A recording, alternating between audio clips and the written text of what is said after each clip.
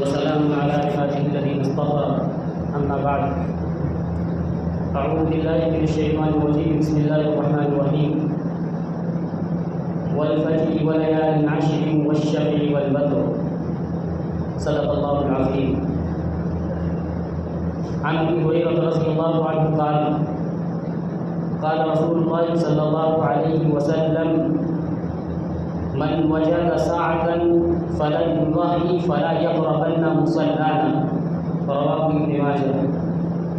وعن زيد بن أرقم رضي الله عنه قال أصحاب رسول الله صلى الله عليه وسلم ما هذه الأضاحي يا رسول الله؟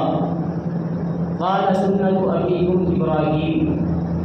قالوا فما لنا فيها يا رسول الله؟ قال بكل شعرة حسنة. قالوا فالصوف يا رسول الله؟ قال بكل شعرة من الصوف حسنة. رواه أحمد والترمذي وابن ماجه أو كما قال عليه الصلاة والسلام. محترم حضرات، یہ ذوالحجہ کا مقدس مہینہ چل رہا ہے اور اس کا یہ پہلا عشرہ چل رہا ہے. اس پہلے عشرے کی بہت زیادہ فضیلت احادیث کے اندر آئی. قرآن کریم کے اندر اللہ تبارک و تعالی فرماتا ہے والفجر وليال عشر والشفع والوتر، کہ قسم ہے فجر کے وقت کی، وليال عشر اور 10 راتوں کی. جب دنیا کے اندر ہم اور آپ کسی بات کو قسم کھا کر بتاتے ہیں تو یہ ثابت کرنا رہتا ہے کہ یہ میری بات سچ ہے، میری بات حق ہے. اپنی بات کو سچ بتانے کے لیے ہم اور آپ قسم کھاتے ہیں، لیکن اللہ کو اس چیز کی ضرورت نہیں. اللہ کی بات، اللہ کے رسول کی بات، ہر ایک بات سچ ہے اور حق ہے. اب اللہ جو بات قسم کھا کر کہتا ہے اس کا مطلب یہ ہوتا ہے کہ اس کام کی تاکید کو بیان کر رہا ہے، اس چیز کی عظمت کو بیان کرنے کے لیے اللہ تبارک و تعالی قسم کھا کر بیان کرتا ہے. والفجر وليال عشر والشفع والوتر، یہ قسم ہے 10 راتوں کی، جفت کی اور طاق کی. مفسرین نے کہا کہ یہ جو لیال عشر ہے اس سے مراد یہی عشرہ ذی الحجہ ہے، یعنی ذی الحجہ کے جو 10 دن ہیں یہی مراد ہے.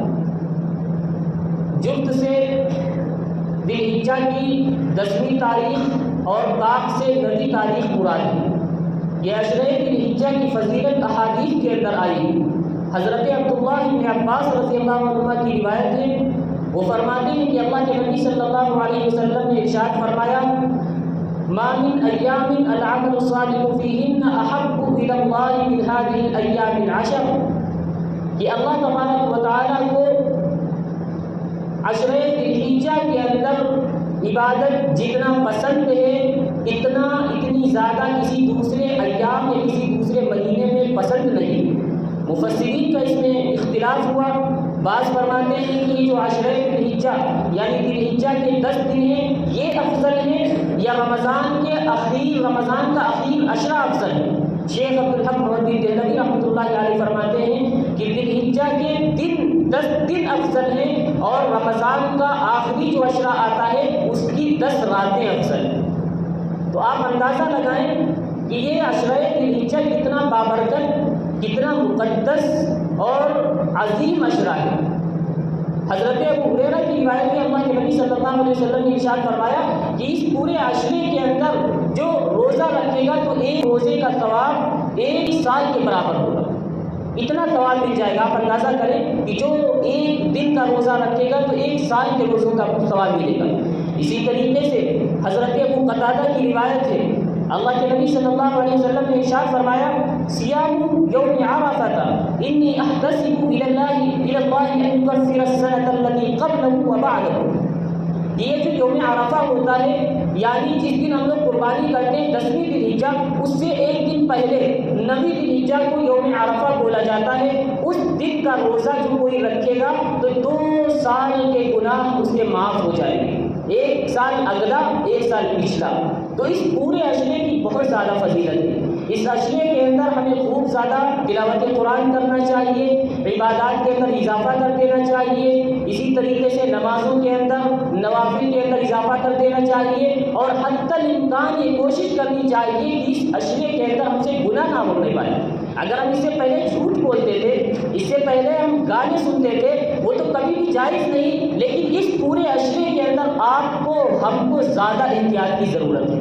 جیسے رمضان کا مہینہ آتا ہے تو ہم میں سے بعض آپ گناہوں کو چھوڑ دیتے ہیں، جو گانے سنتے ہیں یا اسی طریقے سے دیگر گندی عادتیں جن کے اندر ہوتی ہیں، اور رمضان کا مہینہ آتے ہی چھوڑنے کی کوشش کر دیتا ہے، اس خیال کر لیتا ہے رمضان کا مہینہ برکت والا مہینہ ہے، رحمت والا مہینہ ہے۔ اسی طریقے سے یاد رکھیے یہ عشرے ذوالحجہ کے 10 دن بھی اسی طریقے سے مبارک ہیں، قابل مبارکباد ہیں، مقدس ہیں، بابرکت ہیں، اس میں بھی ہمیں اور آپ کو گناہوں سے اسی طرح پرہیز کرنا ہے۔ حضرت عائشہ کی روایت ہے، اللہ کے نبی صلی اللہ علیہ وسلم نے ارشاد فرمایا کہ یہ جو ذوالحجہ کی 10ویں تاریخ، 11ویں تاریخ، 12ویں تاریخ جس میں ہم لوگ قربانی کرتے ہیں، ان دنوں میں قربانی سے محبوب کوئی عمل نہیں۔ کوئی سوچے کہ ہم قربانی نہ کر کے ہم 20,000 25,000 1,00,000 روپے ہم صدقہ کر دیں، یا ہم کوئی مدرسہ بنوا دیں، یا ہم کوئی مسجد بنوا دیں، لیکن اس کے اوپر قربانی واجب ہے، اپنی قربانی نہیں کرتا، یہ سوچتا کہ اسے بہتر کام ہے کہ ہم مدرسہ بنوا دیں، کوئی اچھا کام کروا دیں، یاد رکھیے اللہ کی نظر میں وہ عمل قابل قبول نہیں۔ اللہ کے نبی نے ارشاد فرمایا کہ ان دنوں کے اندر قربانی سے بہتر کوئی عمل ہو ہی نہیں سکتا، احراق الدم خون بہانے سے بہتر کوئی کام ہو ہی نہیں سکتا۔ یہ قربانیاں چونکہ حضرت ابراہیم علیہ السلام کی سنت ہے، حضرت زید بن ارقم کی روایت ہے، اللہ کے نبی صلی اللہ علیہ وسلم کے صحابہ کرام نے سوال کیا اللہ کے نبی سے، اے نبی بتائیے یہ قربانیاں کیا ہیں؟ ما هذه الاضاحی یا رسول اللہ؟ اللہ کے نبی نے ارشاد فرمایا سنت ابیکم ابراہیم، یہ تمہارے باپ، روحانی باپ یا نسبی باپ ابراہیم کی سنت ہے۔ صحابہ کرام نے پھر سوال کیا، اے اللہ کے نبی بتائیے، قالوا فما لنا فیہا یا رسول اللہ، قالوا فما لنا فیہا یا رسول اللہ، اے اللہ کے نبی اس قربانی کرنے سے ہمیں کیا ملے گا، ہمیں کیا اجر ملے گا، اس کا کیا بدلہ ہوگا؟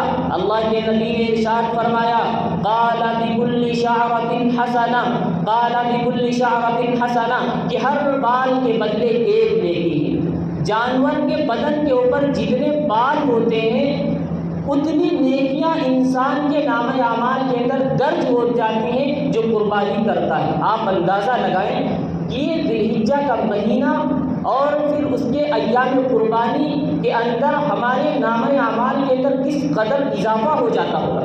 ایک بکرا جس کے بدن میں کتنے بال ہوتے ہیں، کوئی انسان صبح سے بیٹھ جائے شام تک گنتا رہے لیکن بالوں کو شمار نہیں کر پائے گا، اتنی نیکیاں اللہ اس کے نامہ اعمال کے اندر لکھ دیتا ہے۔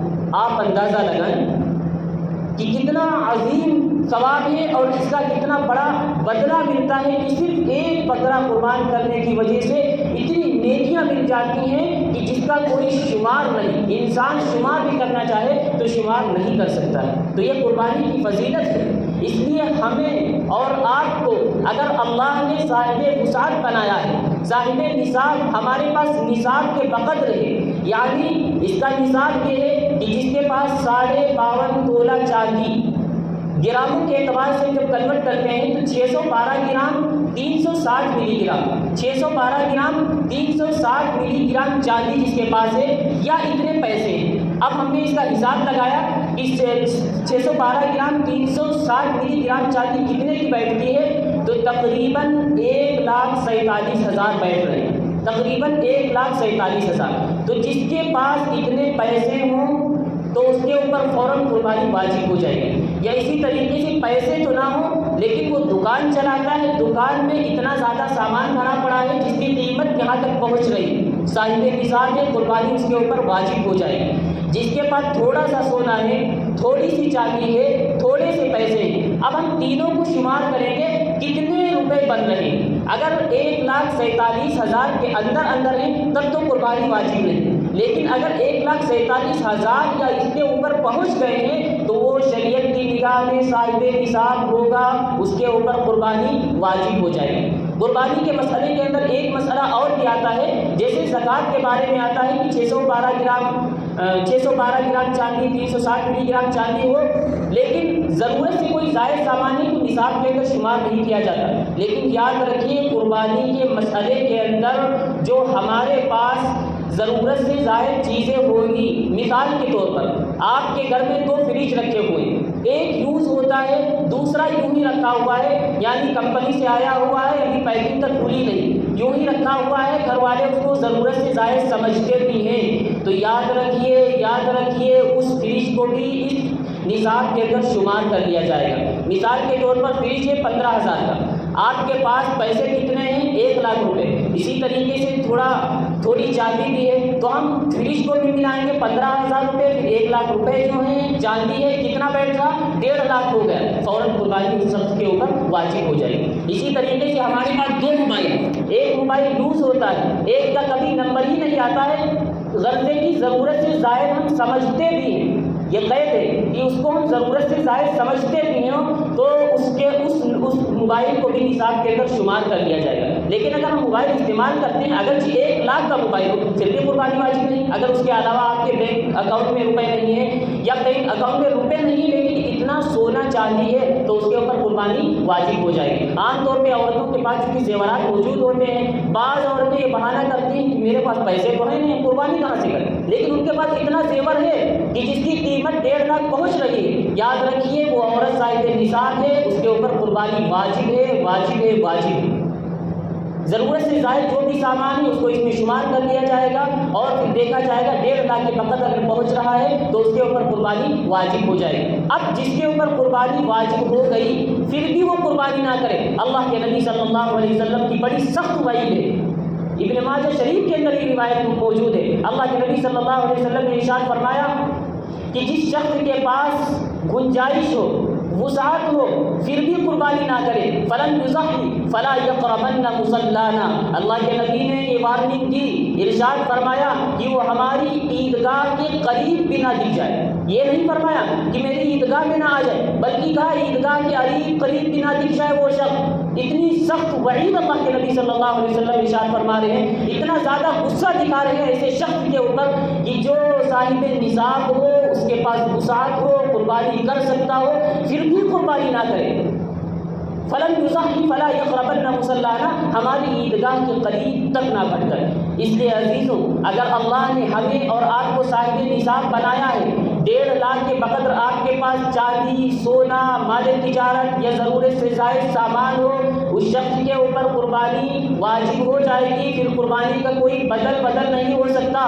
سوچے کہ آپ اتنے پیسے اٹھا کے نہ مدرسے میں دے دیں، مسجد میں لگا دیں، نہیں۔ حضرت عائشہ کی روایت ہے، اللہ کے نبی صلی اللہ علیہ وسلم نے ارشاد فرمایا کوئی عمل قابل قبول ہی نہیں ہے قربانی کے مقابلے میں۔ اس لیے عزیزوں، اگر ہمیں اور آپ کو اللہ نے صاحب نصاب بنایا ہے تو خوب خوش دلی کے ساتھ قربانی کرنی چاہیے، خوب خوش دلی کے ساتھ قربانی کرنی چاہیے۔ آپ اندازہ لگائیں، اللہ کے نبی نے ارشاد فرمایا کہ حضرت ابراہیم کی سنت ہے۔ کس طریقے سے؟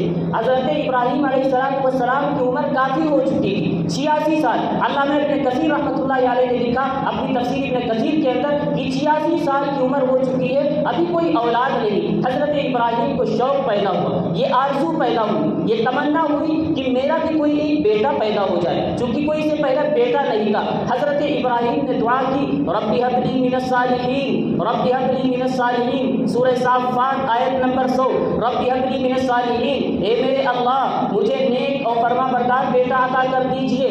ادھر حضرت ابراہیم نے دعا کی، اللہ نے دعا کو قبول کر لیا۔ آواز آتی ہے فبشرناہ بغلام حلیم، ہم نے ابراہیم کو ایک حلیم بردبار بیٹے کی خوشخبری سنا دی۔ اس کے بعد میں کیا ہوا؟ آپ ذرا اسے اندازہ لگائیں کہ بڑھاپے کی عمر کسی کی ہو جائے، اس سے پہلے کوئی اولاد نہ ہو، اس آرزو اور تمنا کے بعد میں جس کو بیٹا ملتا ہے تو اپنے بیٹے سے وہ باپ کس قدر محبت کرتا ہوگا۔ فلما بلغ معه السعی، پھر جب وہ بیٹا تھوڑا بڑا ہوا، یعنی حضرت ابراہیم کے ساتھ چلنے پھرنے لگا، کوشش کی عمر کو پہنچ گیا، مفسرین نے کہا 13 سال کی عمر کو پہنچ گیا. فلما بلغ معه السعي 13 سال کی عمر کو پہنچ گیا. امتحان آ جاتا ہے حضرت ابراہیم کے پاس. امتحان لینا چاہتا ہے اللہ نے خواب کے اندر دکھلا دیا کہ وہ اپنے بیٹے کے گردن پر چھری چلا رہے ہیں. اب صبح بیدار ہوتے ہیں چونکہ پیغمبر کا امتحان ہے. پیغمبر اپنے امتحان کے اندر پورا کا پورا کھرا اترتا ہے. ایسا امتحان کہ جس کو آج دنیا والے سوچ بھی نہیں سکتے. ایسا امتحان جس کا ہم اور آپ تصور بھی نہیں کر سکتے. وہ حضرت ابراہیم کا امتحان ہوتا ہے کہ وہ اپنے بیٹے کی گردن پر چھری چلا رہے ہیں. صبح ہوئی, اپنا خواب اپنے بیٹے سے بیان کیا. کہا میرے بیٹے, میں تجھ سے بہت پیار کرتا ہوں, میں تجھ سے بہت محبت کرتا ہوں, لیکن میں کیا کروں. یا بنی انی ارا فی المنام انی اذبحک, انی ارا فی المنام انی اذبحک. میرے بیٹے, میں تیری گردن پر چھری چلا رہا ہوں, میں تجھے ذبح کر رہا ہوں. فانظر ماذا ترى, میرے بیٹے بتا تیری کیا رائے ہے. فانظر ماذا ترى, میرے بیٹے تیری کیا رائے ہے. آپ اندازہ کیجئے نا کہ 13 سال کا معصوم سا بچہ ہے اور ادھر حضرت ابراہیم کی عمر 86 سال ہو چکی ہے. اکلوتا بیٹا ہے, کوئی بیٹی نہیں, کوئی بیٹا نہیں, صرف ایک بیٹا ہے. بڑھاپے کی عمر ہو چکی ہے. 13 سال کا معصوم سا بیٹا ہے. اس سے مشورہ کر رہے ہیں. فانظر ماذا ترى, میرے بیٹے میں تجھ سے بہت پیار کرتا ہوں, بڑی محبت کرتا ہوں, بتا تیری کیا رائے ہے. اس نے فوراً کہا یا ابت افعل ما تؤمر ستجدنی ان شاء اللہ من الصابرین. اے میرے ابا جان, آپ کو جو حکم ملا ہے آپ اس کو کر گزریے, انشاءاللہ آپ مجھے صابر پائیں گے, صبر کرنے والا پائیں گے. حضرت ابراہیم بڑے خوش ہو جاتے ہیں, اپنے بیٹے کو لے کر جاتے ہیں قربان گاہ کی طرف جہاں قربانی کرنا تھا. وہاں جب پہنچ گئے, بالکل پکا ارادہ کر لیا. شیطان بھی دیکھ رہا ہے کہ آج ہونے کیا جا رہا ہے. شیطان حضرت حاجرہ کے پاس جاتا ہے. ارے آپ کو پتہ بھی ہے آپ نے اپنے بیٹے کو کہاں بھیج دیا کہ وہ تیرے بیٹے کو قربان کرنے کے لیے حضرت ابراہیم جا رہے ہیں. کہا کیوں؟ کہا اللہ کا حکم آ گیا ہے. کہا اگر اللہ کا حکم آ گیا ہے تو مجھے بھی جانا چاہیے تھا تاکہ میں اپنے بیٹے کے ہاتھ پیر کو پکڑ لیتی اور تاکہ جلدی میرے بیٹے کی گردن پر چھری چل جاتی, میں بھی امتحان میں پاس ہو جاتی. یہ حضرت حاجرہ کا جواب سن کر شیطان مایوس ہو جاتا ہے. حضرت ابراہیم کے پاس جاتا ہے. حضرت ابراہیم کو 3 مرتبہ بہکانے کی کوشش کی, 3 مرتبہ بہکانے کی کوشش کی. ارے آپ کو پتا بھی ہے یہ معصوم سا بیٹا ہے, بڑھاپے کی عمر میں ہوا ہے, آپ اس کی گردن پر چھری چلانے جا رہے ہیں, ایسا کیوں کر رہے ہیں. 3 مرتبہ بہکانے کی کوشش کی. حضرت ابراہیم نے تینوں مرتبہ 7 کنکریاں ماری. آج تک وہ عمل حجاج کرام کرتے ہیں, جمرات کے اندر کنکریوں کو مارتے ہیں. 7 کنکریاں 3 مرتبہ حضرت ابراہیم کو چونکہ اس نے بہکایا تھا. جب پہنچ جاتے ہیں, بالکل ارادہ ہو چکا ہے. اب بیٹا کہتا ابا جان آپ میری آنکھوں کے اوپر پٹی باندھ دیجیے, کہیں ایسا نہ ہو کہ میری محبت آپ کے دل کے اندر اتر جائے, آپ کی محبت میرے دل کے اندر اتر جائے اور اللہ کا حکم پورا کرنے میں تاخیر ہو جائے. آپ اور ہم ذرا تصور کریں, دل کے اوپر ہاتھ رکھ کر یہ فیصلہ کریں. آپ کا بیٹا ہو, آپ ذرا تصور کی دنیا میں جائیے, آپ کا معصوم سا بیٹا ہو, بڑھاپے کی عمر ہو چکی ہو, بڑی آرزو اور تمناؤں کے بعد وہ بیٹا ملا ہو, پھر اللہ کا حکم آ جائے. بتائیں کون ایسے موقع پر اپنے بیٹے کو قربان کر سکتا ہے. ایک انسان اپنی خودکشی تو برداشت کر سکتا ہے, اپنی جان کو دینا گوارا کر سکتا ہے, لیکن اپنے بیٹے کی گردن پر چھری چلانا گوارا نہیں کر سکتا ہے. لیکن اللہ کا پیغمبر ہے, دنیا جس حکم کی تعمیر کو سوچ بھی نہیں سکتے, اس حکم کو پورا کرنے کے لیے اللہ کا محبوب, اللہ کا پیغمبر حضرت ابراہیم علیہ السلام اس کا ارادہ کر لیا, لٹا دیا. بچہ زمین پہ ہے. بچے نے کہا تھا ابو جان ذرا تیز چھری چلائیے گا تاکہ مجھے اس کی تکلیف کا احساس تک نہ ہو, اور ہاں میرے پیروں کو باندھ دیجیے تاکہ میرے پیروں کے چلنے کی وجہ سے کہیں خون کی چھینٹیں آپ کے بدن کے اوپر نہ پہنچ جائیں. اب ذرا تصور کریں, یہ معصوم سا بیٹا اپنے ابا جان سے کہہ رہا ہے ابا جان آپ اس طریقے سے مجھے ذبح کرنا, ابا جان میری امی کے سامنے یہ جو میری قمیص ہے اس کو پہنچا دینا, ہو سکتا ہے میری امی کو کچھ تسلی ہو جائے, ہو سکتا ہے میری امی اس قمیص کو دیکھ ہی کر ان کو تسلی ملتی رہے. ابا جان آپ تھوڑا جلدی کریے, کہیں حکم کو پورا کرنے میں تاخیر نہ ہو جائے. اور کہا ستجدنی انشاءاللہ من الصابرین, ان قریب آپ مجھے صبر کرنے والا پائیں گے. ابا جان آپ مجھے صبر کرنے والا پائیں گے. جب حضرت ابراہیم چھری چلا رہے, بڑی تیز چھری چلا رہے ہیں, اور آسمان سے آواز آتی ہے, آسمان سے آواز آئی قد صدقت الرؤیا انا کذالک نجزی المحسنین، اے ابراہیم آپ نے تو اپنے خواب کو سچ کر دکھایا، یہ تو محض آپ کا امتحان تھا، آپ امتحان کے اندر پاس ہو گئے، اللہ نے ان کے بدلے میں جنت سے ایک مینے کو بھیج دیا، وہ ذبح ہو گیا۔ یہی آج ہم بھی قربانی حضرت ابراہیم کی یاد میں کرتے ہیں۔ اس لیے عزیزوں آج میں اپنے بیٹوں کی تو قربانی نہیں کرنا ہے بلکہ جانور کی قربانی کرنا ہے، لیکن ثواب وہی آپ کو ملے گا، اس لیے خوش دلی کے ساتھ قربانی کرے۔ اللہ تبارک و تعالیٰ نے قرآن کریم کے اندر فرمایا لن ینال اللہ لحومها ولا دماؤها ولکن ینالہ التقوی منکم، کہ قربانی کا گوشت وغیرہ اللہ کو نہیں پہنچتا پر تقوی پہنچتا ہے، اس لیے خوش دلی کے ساتھ قربانی کرے۔ اللہ ہمیں بھی آپ کو بھی خوش دلی کے ساتھ قربانی کرنے کی توفیق عطا فرمائے، آمین۔ وآخر دعوانا الحمد للہ رب العالمین۔